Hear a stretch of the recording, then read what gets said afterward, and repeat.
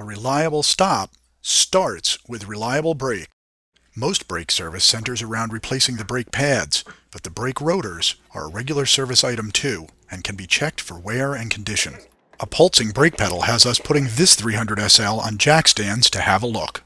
The driver's side rotor looks fine, but the passenger side is warped. Even though this side falls within spec, we will replace both rotors as a set. The inner and outer surfaces should be smooth and parallel, with no ridges, and fall between 26 and 28 millimeters thick. This rotor would pass, but the other side didn't. Working on brakes means you're working with brake dust. You should always wear a filtering mask. We want to remove the rotor, which means removing the caliper first, which means coaxing these brake pads out along with the pad wear indicators. We're going to unplug these wires, tap out the upper and lower pins, and remove this spring. If you are going to install new brake pads, use new wear indicators too. Now, brake pads are a separate video, so I'm going to reuse these. It does get dirtier from here on out, so it's a good time to throw on a pair of gloves. The old pins are in good shape, not bent, but we will want to clean them up before reusing them. It's a good idea for the spring too. We're going to move the brake pads back using these water pump pliers. By gently squeezing the bottom and top of each pad, the caliper pistons will retract, allowing the pads to slide out more easily.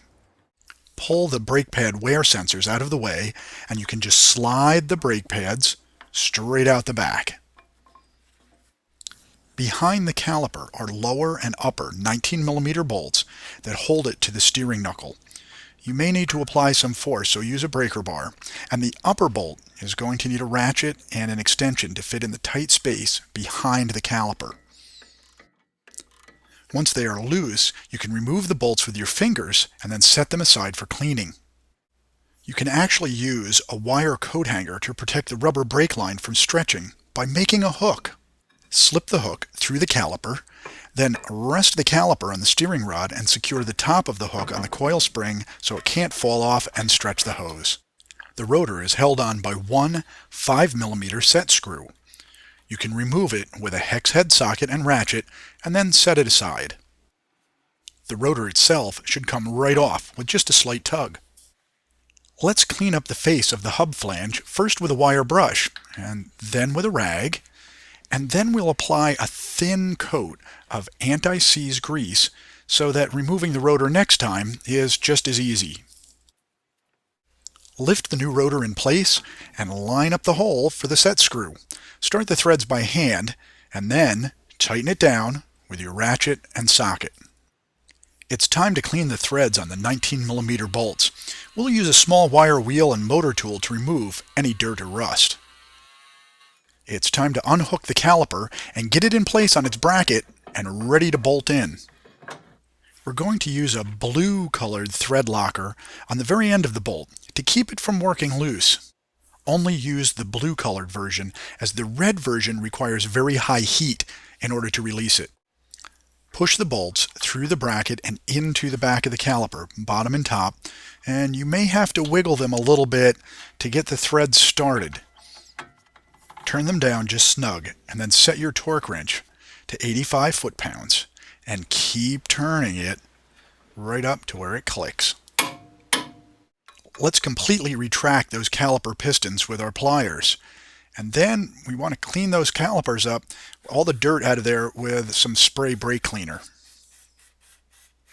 Okay, we're ready to reinstall our brake pads and wear sensors, but before we do, I'm going to use a little of this caliper lubricant on the edges and on the back in an effort to keep these from squealing. On the edge here, a little on this edge, and in the middle. Now, I'm reusing these pads and wear sensors, but it really is best to do new rotors and new pads together. Okay, it's time to clean up those caliper pins with the wire wheel, and let's do the same thing with that spring as well. A little caliper grease and the top pin goes right in with no tapping. Place the spring and the lower pin in next. Don't forget to re-plug in those pad wear sensors. This locator guide bolt makes remounting the wheels much easier. Now you can start the lug bolts with it up in the air, but the wheel really has to be on the ground for final tightening. Now this was just one side of the car. Remember, you should always replace your brake rotors in pairs. Okay, we're not completely done yet. Do not start or move the car without doing this next important step, or you will crash through your neighbor's fence and he's going to be really mad at you. Okay, you have to get in the car and press the brake pedal many times until it stops sinking to the floor. This will reset the caliper pistons and it puts the brake pedal back up to the level where it will actually stop the car. Now you can start the engine and move the car. Your new brake rotors and the brake pads have not become very well acquainted yet, and so we have to make sure that they are properly introduced. What this means is that for the first 25 miles or maybe 25 stops, you want to do your braking very gently. You don't want to do any sharp, spiky stops. So bring the car up to about 50 miles an hour, and then pressing the pedal gently, slow down to about 40 or 35 or so, and then accelerate up and do it again. This is what is known as bedding in the pads, and it is the way that the smooth new factory surface of the rotors becomes acquainted with your brake pads.